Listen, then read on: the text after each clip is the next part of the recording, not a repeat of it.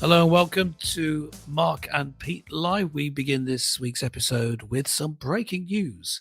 This week, Star Trek becomes a reality. Well, I'm Clergyman Pete. With me, as usual, is Businessman Mark. I think you better explain this one. Yes, indeed, Clergyman Pete. Well, we are boldly going where no broadcasters have ever been before. Mhm. And at this time, it's the news that Captain Kirk from Star Trek is to be launched into space.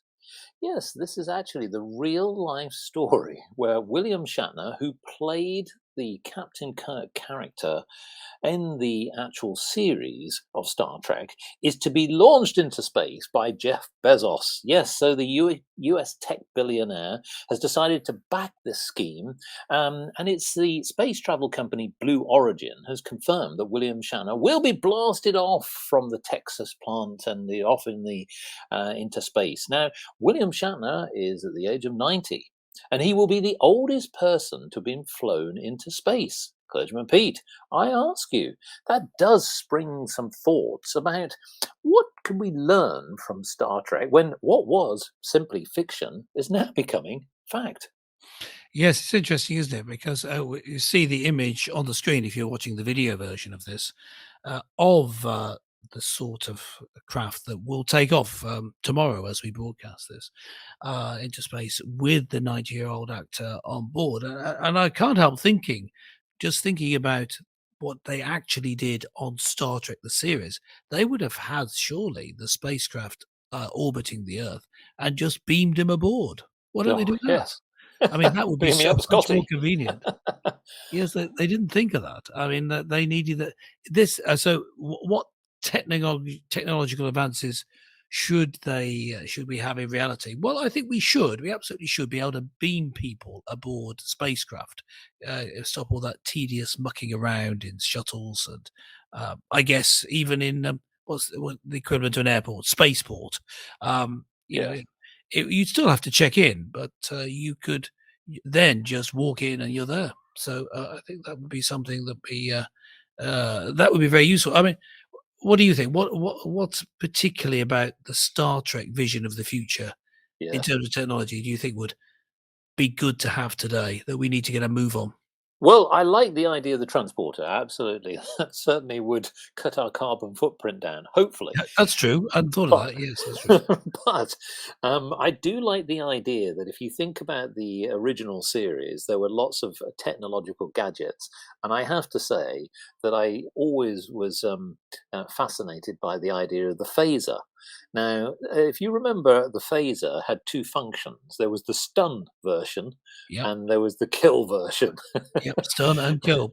Yep. Um, I often wondered whether if that were to accidentally go out into a real life situation where there would be mistakes, but Yeah, yes, but you see, I can see the advantage of that because you've got a weapon that does both. You know, if someone yeah, sees you coming with, and you've obviously got rubber bullets, it's not as serious as with a real gun. But here, they just don't know which you're going to use. So I no, see in terms of policing, for example, this would be very useful because you can have it. You know, you can have it automatically set to stun, but they don't know that in the yeah, particular interaction. So at least you've got the scare there. I mean, I think one of the things, this isn't a technological thing, that I see as being would be very good. They appear to have not peace across the galaxy, but they had world peace pretty much mm, sorted out then, and you had all the crew of the Enterprise from being all different races. Now, for yeah, those watching the video version here, I'm just going to put on the screen this an image of the different actors and actresses playing the parts. mm, They've the gone lovely parts. playing the parts. Yeah, they took their parts lovely, as us theatricals say. Uh, this is this image, which I think you can see on the screen now. This is Mm. of the actors from Star Trek, minus actually William Shatner. I can't see him there, visiting. Well, he hasn't been transported yet. Yeah, That's fine. they were paying an interesting little visit to NASA to Yes, look at what the real science was doing in a sort of a publicity stunt. But they're all standing around looking at it. You can see, for those of you who can't see it, I'll just tell you, you've got the actors who played Spock and Sulu and Dr. Bones, what was it? Dr. McCoy, Bones, Yeah. and Uhuru. I can't pronounce the name probably, and whoever the Russian guy was, who I've forgotten. Chekhov. Yes, same to you. The Exactly. the so that's them going there, but quite a mix of different types of people, different races, different genders, all included there, all peaceably Yeah. on the same staff. So that's in the series Star Trek. So it'd be great to have that all sorted out. So if someone could just sort out world peace for me Well, and that would be useful. end racism, Yes. I'd take it as a personal favour if you could do Well, it. what I do like about it is that these actors produced characters, or certainly brought a lot of characters to life, not just in the TV series, but of course you've got to remember there was the film versions of Star Trek as Mm, well, which took yeah. it to another level. But this is the one thing which I think I would learn most about Star Trek, and it was about this idea of exploration. Yep. And so the idea, the quest of learning. But what was the point of it all? Well, here's my thought. Being is seeing. Astronauts have lots of thoughts to explore new worlds wherever they can, gathering rocks of sorts through space ports and returning with a little green man. Yes, why is it that we can't discover new life forms? That's what I think that Star Trek Well, brings. no, Why yeah, not? yeah. Well, that's interesting. Yeah, no, I would take it a bit further. Now, I was about to say, of course, the idea of being able to have instant food, well, that would be quite a Yes, good they did. technological advance because they could do that on Star Trek. But I think even better than that was their philosophical developments.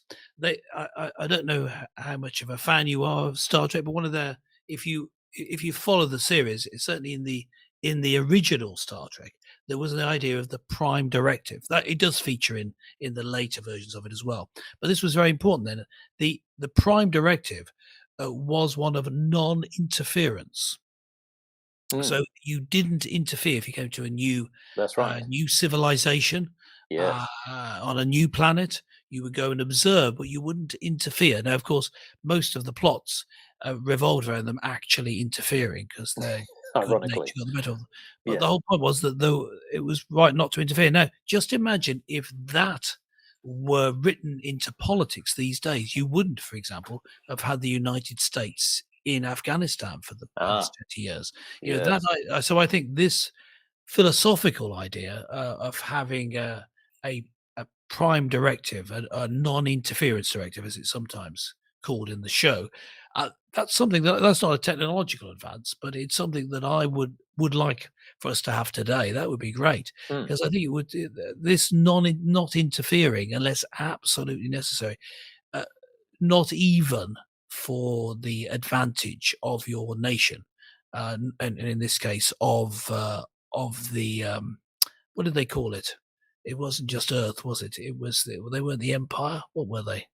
I can't remember mm. what they're called now. Well, Starfleet and whoever they worked for.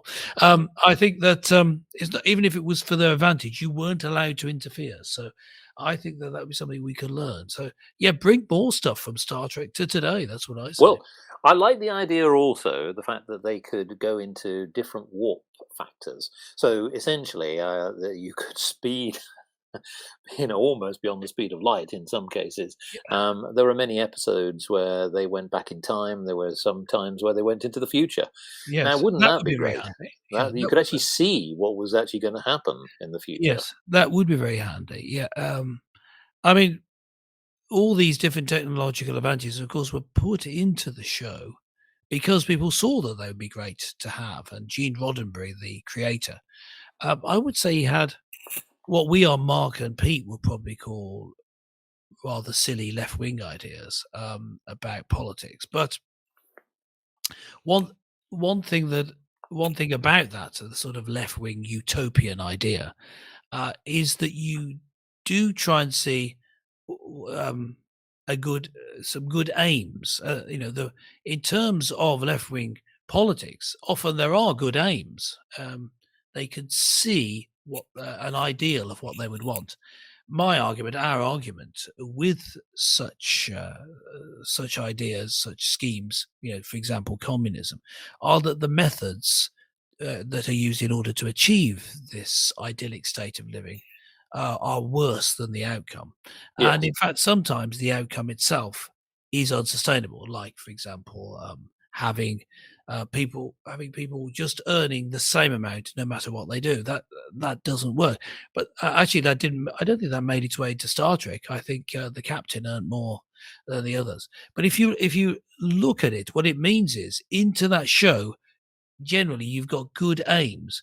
We could, you know, look at the practicalities and see how we would get there, and maybe not use left-wing ideas, but rather Yeah. use more innovative capitalist ideas to get to that route. Hmm. Uh, but the aims are Oh, there. So Star Trek is that's why Star Trek. I believe that's why Star Trek is so popular. Although, of course, the tremendous acting of William Shatner was part of it, as well, he's of known course.